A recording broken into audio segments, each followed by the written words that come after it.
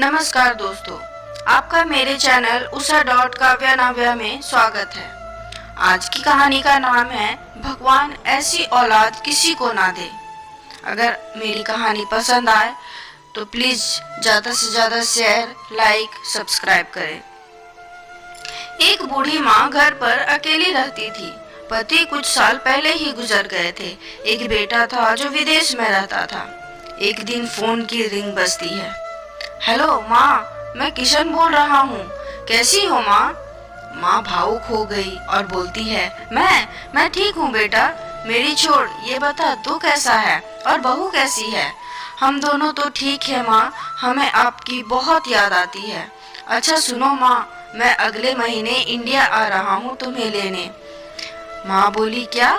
हाँ माँ, अब हम साथ ही रहेंगे।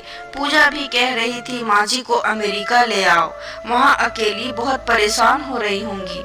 हेलो माँ, तुम सुन रही हो ना माँ? माँ हकलाते हुए बोली, हाँ हाँ बेटा। बूढ़ी आंखों में खुशी के आंसू आ गए। बेटे और बहू का प्यार देख माँ भावुक हो जाती है। जीवन के 75 साल गुजार चुकी थी यशोदा ने जल्दी से अपने पल्लू से आंसू पोंछे और बेटे से बात करने लगी। पूरे 4 साल बाद बेटा घर आ रहा था। बूढ़ी यशोदा ने मोहल्ले भर में ये खबर सुनाई। सभी खुश थे कि चलो बुढ़ापा चैन से बेटे और बहू के साथ गुजर जाएगा। किशन अकेला आया था।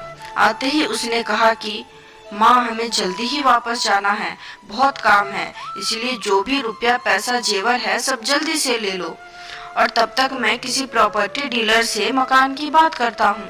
माँ ने कहा, क्या मकान? हाँ माँ, अब ये मकान बेचना ही सही रहेगा, वरना फिर कौन इसकी देखभाल करेगा? हम सब तो अमेरिका में ही रहेंगे। बूढ़ी आंखों ने मकान के कोने कोने को ऐसे निहारा जैसे किसी अबोध बच्चे को सहला रही हो। आनन फानन और औने पौने दाम में किशन ने मकान बेच लिया। यशोदा देवी ने वो जरूरी सामान समेटा जिससे उनको बहुत ज्यादा लगाव था। किशन टैक्सी मंगवा चुका था। एयरपोर्ट पहुंचकर किशन ने कहा, माँ तुम यहाँ बैठो, मैं अंदर जाकर सामान की जांच और बोर्डिंग और वीजा का काम करवा लेता हूँ। ठीक है बेटा। यशोदा देवी वहीं पास के बेंच पर बैठ गई। काफी समय बीत चुका था।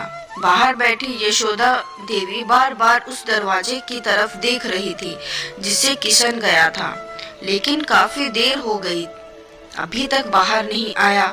शायद अंदर बहुत भीड़ होगी, यह सोचकर बूढ़ी माँ की आंखें फिर से टकटकी लगाए देखने लगी।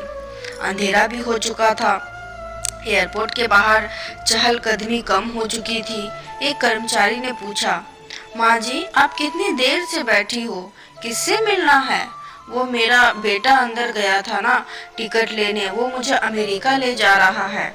यशोदा ने घबराकर कहा, लेकिन अंदर तो कोई पैसेंजर नहीं है, अमेरिका जाने वाली फ्लाइट तो दोपहर में ही चली गई है। क्या नाम था आपके बेटे का? कर्मचारी ने सवाल किया। किशन। यशोदा के चेहरे पर चिंता की लकीरें उभर आई।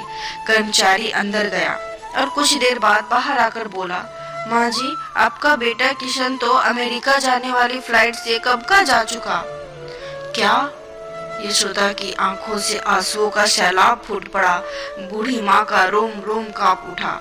किसी तरह वापस घर पहुंची जो अब बिक चुका था। रात में घर के बाहर चबूतरे पर ही सो गई। सुबह हुई तो दयालु मकान मालिक ने एक कमरा रहने को दे दिया। पति की पेंशन से घर का किराया और खाने का काम चलने लगा। समय गुजरने लगा। एक दिन मकान मालिक ने यशोदा से कहा, माँ जी क्यों नहीं आप किसी रिश्तेदार के यहाँ चली जाती? अब आपकी उम्र भी हो गई है।